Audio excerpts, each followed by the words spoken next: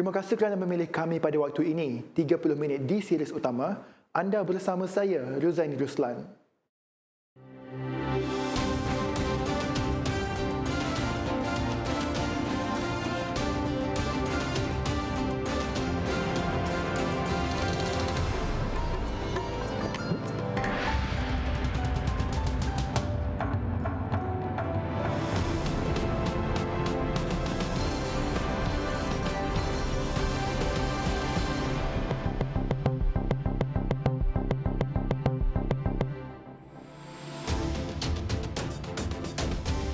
Bumi Palestin terus diratah Zionis.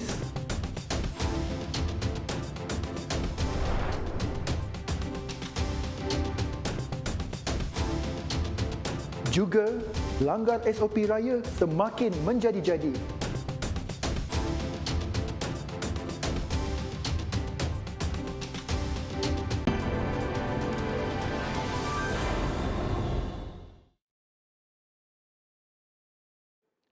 Kami mulakan berita dengan kesedihan warga Gaza di Palestin. Penduduk Gaza hari ini terus diselubungi ketakutan untuk berada di dalam rumah ekoran serangan bertubi-tubi jet Israel yang mengorbankan lebih 200 warga Gaza setakat ini.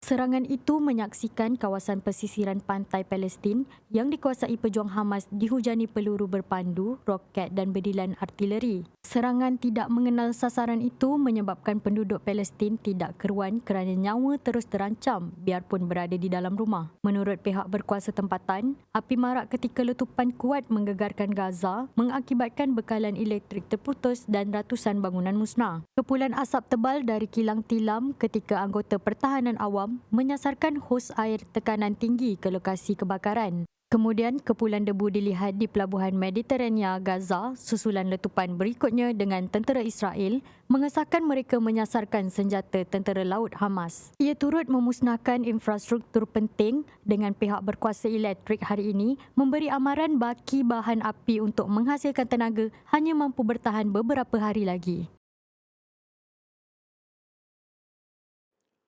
Dalam pada itu, Malaysia bersedia menghantar bantuan tentera pengaman ke Palestin sekiranya mendapat permintaan daripada Persatuan Pertubuhan Bangsa-Bangsa Bersatu PBB. Namun buat masa ini, masih belum ada permintaan daripada PBB untuk Malaysia berbuat demikian. Kita tak boleh secara bersendirian untuk menghantar tentera kita keluar negara, ya, kerana melibatkan undang-undang antarabangsa dan sebagainya. Jadi kalau bangsa bersatu meminta negara-negara seperti Malaysia untuk menghantar tentera di bawah panji-panji bangsa bersatu sebagai pengaman di bawah program pengaman bangsa bersatu, insya-Allah, ya. Tetapi ianya mesti ditentukan oleh bangsa bersatu. Jelas beliau, tentera Malaysia sudah banyak menyertai pelbagai misi sebagai pasukan tentera pengaman di bawah panji-panji PBB ke Lebanon, Filipina, Sudan, Sierra Leone serta Kongo. Beliau berkata demikian selepas menghadiri sesi taklimat kesiagaan Perkhidmatan Kesihatan ATM dalam membantu negara menghadapi COVID-19 di Hospital Angkatan Tentera Tuanku Mizan semalam. Kementerian Kesihatan Malaysia KKM mengesan 3 lagi kes baharu COVID-19 yang dijangkiti varian dari India B16172. Kes itu dikesan membabitkan warga asing yang melalui pintu masuk antarabangsa. Menurut Ketua Pengarah Kesihatan Tan Sri Dr. Nur Hisham Abdullah, semua kes mempunyai sejarah perjalanan ke India menjadikan jumlah kumulatif varian India B1671 kepada 5 kes. Kerajaan melanjutkan tempoh kuarantin wajib 14 hari kepada pengembara dari negara itu dengan penularan yang sudah berada dalam komuniti sejak 28 April lalu. Kerajaan juga turut mengadakan sekatan kemasukan pengembara bukan warga negara dari India sejak 7 Mei lalu berikutan penularan varian yang semakin membimbangkan. Pihaknya turut mengesan 4 lagi kes VOC di negara ini yang dijangkiti varian Afrika Selatan B1351 dan dikesan di Kuala Lumpur membabitkan kes tempatan. Sehingga kini, jumlah keseluruhan kes COVID-19 yang dijangkiti varian itu adalah 66 kes. Berikutan itu, KKM akan meneruskan pemantaman aktiviti kawalan penyakit berjangkit termasuk surveillance epidemik, ujian saringan COVID-19 yang strategik, melakukan pengesanan kontak dan melakukan langkah kesihatan awam bagi membendung penularan varian ini dalam komuniti. Kesesakan yang berlaku di Plaza Tol Gombak arah ke Ibu Negara semalam berpunca daripada pemeriksaan teliti yang dijalankan ke atas setiap kenderaan yang melalui sekatan jalan raya di Plaza Tol berkenaan. Ketua Polis Daerah Gombak, Asisten Komisioner Arifai Tarawih berkata, kesesakan mencecah 4 km itu tidak serius berbanding ketika perayaan sama pada tahun-tahun sebelum ini. Anggota di sekatan jalan raya melakukan pemeriksaan teliti ke atas setiap kenderaan yang melalui Plaza Tol itu bagi memastikan mereka mempunyai dokumen rentas negeri yang sah. Menurutnya, kebanyakan pemandu didapati mempunyai dokumen rentas negeri dan paling banyak adalah berkaitan urusan balik ke universiti serta institusi pendidikan lain selain ada juga yang berkaitan urusan kerja di sekitar Lembah Kelang. Sebanyak 22 kompaun dengan denda RM5,000 setiap satu dikenakan terhadap mereka yang didapati tidak mempunyai dokumen perjalanan sah dan sejumlah kompaun atas kesalahan sama turut dikeluarkan pihaknya semalam. Sindiket penyelundupan dadah dan ganja menggunakan bot kecil tumpas. Ia selepas polis Perlis berjaya menahan 6 suspek warga tempatan serta merampas 190.9 kg ketulan ganja dekat Kangar pagi raya pertama.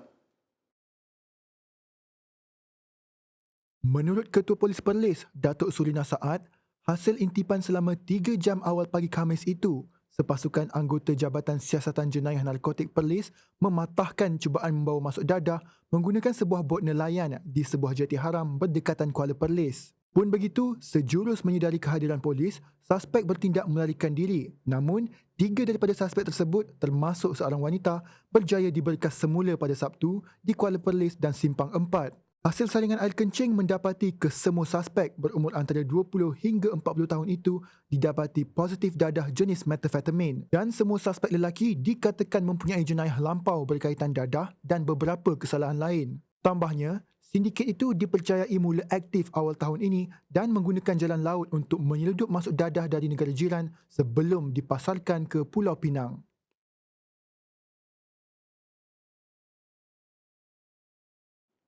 Baiklah, series utama berehat seketika menyusul selepas ini.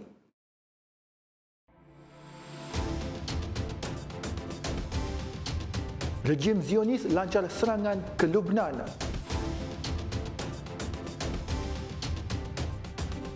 Variasikan senaman anda dengan menimbulkan keseronokan. Paling bagus ialah lakukan aktiviti senaman secara berkumpulan. Dan antara aktiviti senaman berkumpulan yang anda boleh lakukan ialah Zumba dan senaman ringan di rumah. Semua orang boleh mengamalkan kehidupan yang aktif, tak kira tua atau muda, yang bujang ataupun yang sudah berkeluarga. Ingat, tiada halangan untuk anda menjadi aktif.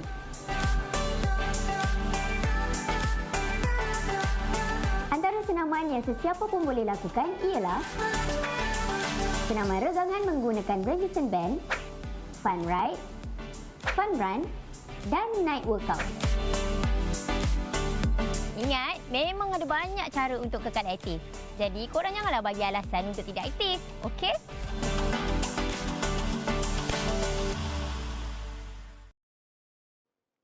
Bertemu kembali. Aktiviti ziarah-menziarahi sempena perayaan 2021 tidak dibenarkan. Namun, Polis Kelang Selatan diarahkan menyiasat sekumpulan individu yang didakwa melanggar prosedur operasi standard SOP serta Perintah Kawalan Pergerakan PKP 3.0 di sebuah kediaman mewah dekat Teluk Gong. Ketua Polis Daerah Kelang Selatan, Asisten Komisioner Syamsul Ahmad Ramli berkata, pihaknya mengesan satu rakaman video yang tular di laman sosial memaparkan sambutan Aidilfitri dalam sebuah kediaman mewah. Siasatan lanjut terhadap kes terbabit masih diteruskan bagi mengenal pasti dan akan memanggil semua individu dalam video berkenaan untuk hadir membantu siasatan. Menerusi video berkenaan, kelihatan orang berkumpul dalam satu ruangan di rumah tanpa memakai pelitup muka. Sedangkan SOP jelas mengatakan tiada aktiviti ziarah menziarahi dibenarkan. Difahamkan individu terbabit adalah seorang individu berpengaruh dan dikenali. Kes langgar SOP semakin menjadi-jadi. Di Samarahan, 11 individu dipanggil pihak polis bagi membantu siasatan kes melanggar prosedur operasi standard SOP sambutan Aidilfitri dalam tempoh Perintah Kawalan Pergerakan Bersyarat PKPB. Menurut Ketua Polis Daerah Samarahan, Deputi Superintenden Sudirman Kram, siasatan itu dijalankan selepas pihaknya menerima laporan berkaitan beberapa keping gambar ziarah Aidilfitri yang dimuat naik di Facebook pada Sabtu lalu. Gambar terbabit memaparkan beberapa individu tidak memakai pelitup muka serta tiada penjarakan fizikal. Hasil siasatan awal mendapati gambar berkenaan dirakam ketika ziarah Aidilfitri di sebuah rumah yang dinyatakan di Asajaya, Samarahan. Kertas siasatan akan dirujuk kepada Timbalan Pendakwa Raya dalam masa terdekat dan kompaun akan dikeluarkan kepada mereka yang terbabit selepas mendapat persetujuan daripada Timbalan Pendakwa Raya. Sebelum ini, Jawatan Kuasa Pengurusan Bencana Negeri JPBN Sarawak mengeluarkan SOP sambutan Aidilfitri yang hanya membenarkan ziarah pada hari raya pertama dengan kehadiran kalangan ahli keluarga terdekat sahaja.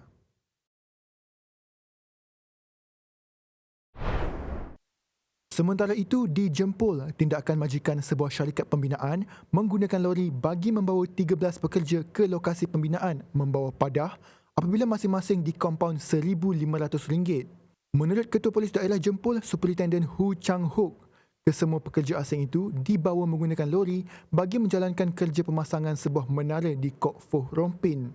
Pihaknya menahan lori yang dipandu warga tempatan ketika ia melalui sekatan jalan raya di kilometer 12 Jalan Rompin Pasir Besar sekitar jam 5.30 petang semalam. 7 pekerja asing dari Bangladesh dan 6 dari India lingkungan usia 25 hingga 47 tahun di dalam lori berkenaan. Siasatan lanjut mendapati seorang daripada pekerja berkenaan tidak memiliki dokumen perjalanan sah. Majikan pekerja berkenaan akan dipanggil bagi membantu siasatan dan kompaun akan dikeluarkan.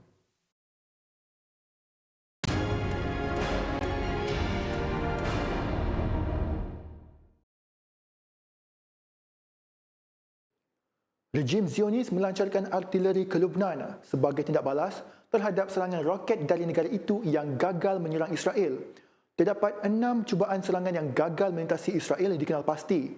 3 roket jenis Grad itu dibedil dari Sheba Farms di selatan Lebanon yang terletak berhampiran sempadan Israel.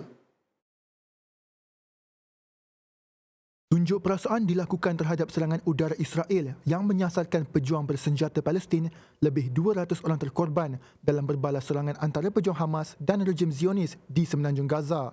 Israel melancarkan serangan udara sebagai tindak balas terhadap bedilan roket Hamas ke Baitul Maqdis susulan keganasan polis di perkarangan Masjidil Aqsa. Penunjuk perasaan Lebanon dan anggota Hizbullah terbunuh dalam serangan Israel ketika demonstrasi di sempadan negara itu. Ia berikutan sekumpulan penunjuk perasaan golongan muda cuba melintasi sempadan di utara Metula. Menurut sumber ketenteraan Lebanon, 3 roket dibedil dari selatan negara itu berhampiran kem pelarian Palestin Rashidiyah ke arah Israel, manakala rejim Zionis menjelaskan roket berkenaan mendarat di laut.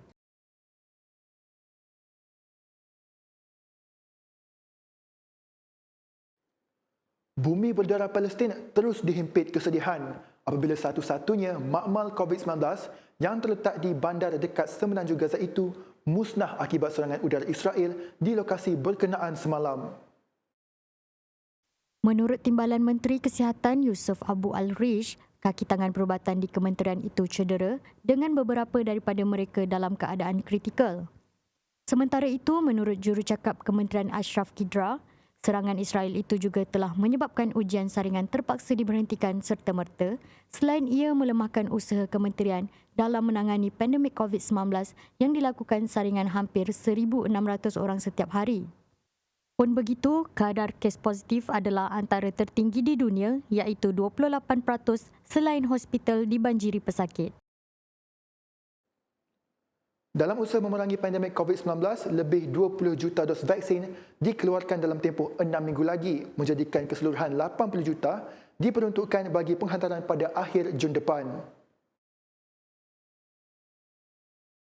Presiden Amerika Syarikat Joe Biden berkata, Amerika Syarikat melonjakkan ekspor vaksin COVID-19 ke negara lain bagi merebut semula kepimpinan Amerika Syarikat dalam usaha memerangi pandemik ini dengan mengetepikan saingan dari China dan Rusia. Ia didorong tekanan terhadap pentadbiran Biden daripada kerajaan lain untuk menggunakan lebihan vaksinnya bagi membantu negara lain yang kini mencapai kemajuan signifikan dalam program vaksinasi. Sebanyak 60 juta dos awal sudah dijanjikan membabitkan vaksin AstraZeneca dihasilkan Britain yang belum digunakan dan mungkin tidak diperlukan Amerika Syarikat.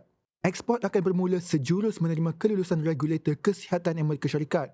Juga 20 juta dos berikutnya akan merangkumi vaksin digunakan di Amerika Syarikat iaitu Pfizer, Moderna dan Johnson & Johnson. Teruskan bersama kami dalam series utama Menarik Dalam Sukan selepas ini.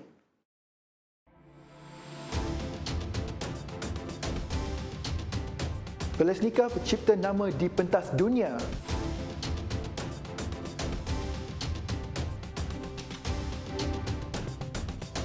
Dalam membudayakan normal baru, penggunaan perkhidmatan digital mampu melancarkan lagi urusan seharian kita. Ikuti contoh Adam mengadaptasi normal baru di tempat kerja. Sebelum memasuki bangunan, dia menggunakan aplikasi MySejahtera untuk membuat penilaian kesihatan kendiri bagi memastikan dirinya berisiko rendah dan mendaftar masuk ke lokasi. Kemudian, dia merekodkan kehadirannya di portal SpotMe. Di dalam lift, Adam dan pegawai-pegawai lain berdiri mengikut penjarakan sosial yang betul. Sebelum ke mesyuarat, Adam menyemak dokumen yang diperlukan menerusi sistem DDMS. Semua pegawai duduk dengan jarak 1 meter. Mesyuarat ini juga dilaksanakan secara telesidang menggunakan MyGov UC. Ekonomi pasca COVID-19 ternyata mencabar, namun telah membuka peluang pekerjaan baru, terutamanya dalam ekonomi digital. Ini mendorong Khairul untuk meningkatkan kualiti hidupnya. Dia mendapatkan maklumat tentang memulakan perniagaan di portal Malaysia Biz. Dalam mengadaptasi normal baru ini juga, anaknya sedang giat mengikuti pembelajaran secara dalam talian. Demi masa depan keluarganya, Khairul membuat keputusan untuk mendaftarkan perniagaan barunya. Tahukah anda tentang pendigitalan KKM? Pesakit kes ringan seperti Laila kini boleh menempah slot temujanji secara dalam talian di portal MyHealth. Di klinik, jururawat menjana surat pengesahan dan pengakuan pegawai Laila. Assalamualaikum warahmatullahi wabarakatuh dan salam sejahtera. Saya Wan Hafiz, kita akan bawakan kepada anda laporan cuaca. Kalau tadi kita sibuk dengan menilai apa dan juga mendapat intipati daripada berita-berita yang sahih, yang penting, tapi kita akan jenak seketika untuk mengikuti keadaan cuaca. Hari ini saya akan bawa kepada anda secara eksklusif daripada saya berjaya membawa kepada anda keadaan cuaca terkini. Baik, untuk maklumat para penonton, tuan-tuan dan puan-puan, negara kita masih lagi berada pada fasa peralihan monsun dan kebiasaannya secara klimatologinya, keadaan angin adalah bertiup daripada pelbagai hala dengan kelajuan yang agak lemah dan dengan keadaan angin yang kurang signifikan buat masa kini. Met Malaysia tidak mengeluarkan sebarang apa-apa amaran cuaca waspada, amaran hujan lebat, tetapi harus diingatkan kepada anda semua, hujan berserta rebut petir boleh berlaku menjelang ke lewat petang dan juga ke awal malam. Itu kebiasaannya secara normalnya. Jadi pada orang ramai seharusnya lebih berwaspada dan ketika hujan berlaku, hujan lebat dan rebut petir, jangan anda berada di kawasan di padang ataupun di bawah bangunan yang ataupun struktur yang tidak kukuh, yang amat berbahaya. Baik, berdasarkan paparan carta angin juga, pada ketika ini terdapat kawasan halaju angin yang cukup kencang, terutamanya di bahagian Selat Melaka Utara dan juga di perairan Phuket. Jadi, para nelayan, janganlah anda turun ke laut buat masa kini. Met Malaysia juga telah mengeluarkan amaran angin kencang serta lok bergelora ketika pertama, kedua dan juga ketiga. Yang mana amaran ini adalah berbahaya kepada bot-bot kecil serta sukan dekat laut kerana halaju angin boleh mencapai 50 hingga ke 60 km sejam dan ketinggian ombak juga boleh melebihi 4.5 meter.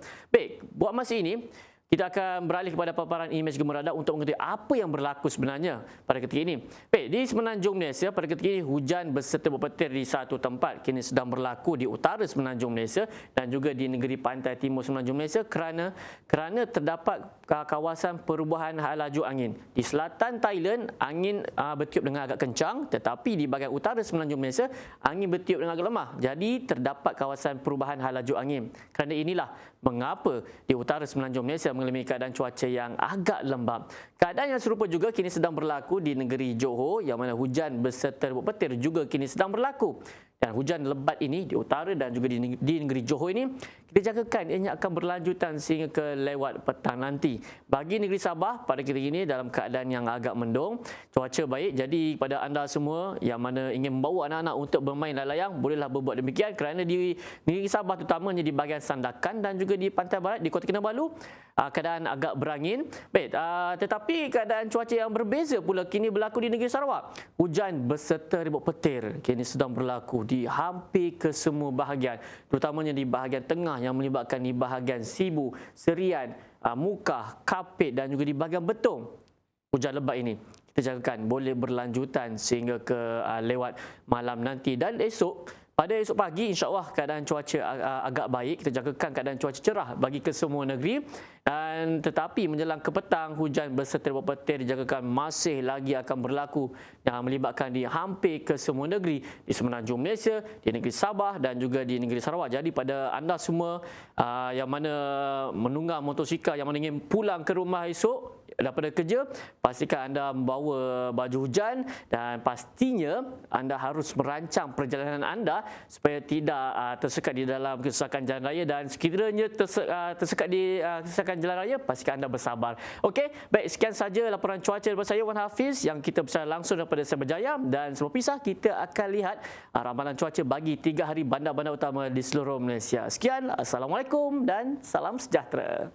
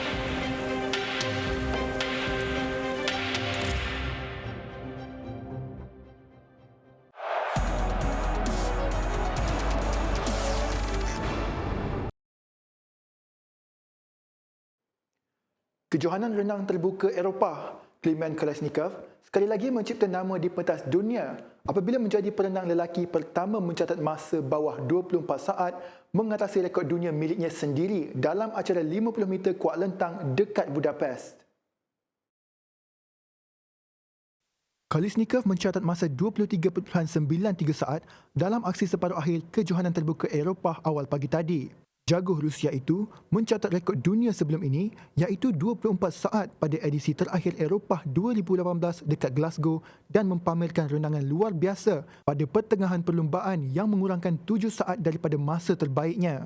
Kalashnikov berada pada tahap terbaik musim ini dan meninggalkan kolam untuk bersiap sedia membantu kuartet 4x100 meter Rusia yang kemudiannya meraih emas acara itu. Tahun lalu dia mencipta rekod dunia acara 100 meter kuat lentang di Liga Renang Antarabangsa. Tenis terbuka Perancis, Andy Murray tarik diri dari menyertai kejohanan itu disebabkan kecederaan peha yang dialami belum pulih sepenuhnya. Bekas pemain nombor 1 dunia itu baru pulih daripada kecederaan pangkal peha, kembali berlatih dan menyertai 2 acara beregu di atas gelanggang tanah liat di Rom minggu ini. Pun begitu, Murray menarik diri pada saat akhir kerana tidak selesa dan masih perlu menjalani rawatan pemulihan. Murray akan memulakan latihan di atas gelanggang berumput dengan sasaran kecergasan penuh untuk menghadapi Wimbledon. Ini merupakan satu lagi detik mengecewakan buat Murray yang berusia 34 tahun selepas hanya 3 kali beraksi acara perseorangan di jelajah tahun ini. Sebelum ini, dia terlepas terbuka Australia selepas didapati positif COVID-19 pada Januari lalu dan kemudiannya mengalami kecederaan pangkal peha menjelang terbuka Miami pada Mac. Ura-ura Cristiano Ronaldo bakal tinggalkan Juventus semakin hangat. Ia selepas beberapa kereta mewah miliknya bernilai 99 juta ringgit dibawa keluar oleh sebuah trailer malam tadi. Bekas bintang Manchester United itu menyertai gergasi Itali pada tahun 2018 dan kini masih lagi berbaki setahun kontrak dengan gaji 3.154 juta seminggu. Ronaldo yang dikaitkan dengan kepulangan ke kelab pertamanya, Sporting Lisbon, tidak diendahkan oleh rakan sepasukan kerana bosan dengan layanan istimewa diberikan kepadanya oleh pengurusan kelab itu. Minggu lalu, keseluruhan skuad diarahkan menjalani latihan tambahan sehari, namun bintang Portugal itu dibawa oleh pengarah kelab mengikuti lawatan ke ibu pejabat Ferrari di Maranello berdekatan Bologna. Terkini, video koleksi kereta mewahnya seperti Bugatti, Jeep, Mercedes dan Maserati dinaikkan ke atas trailer oleh sekumpulan mekanik daripada syarikat berpengkalan di Lisbon.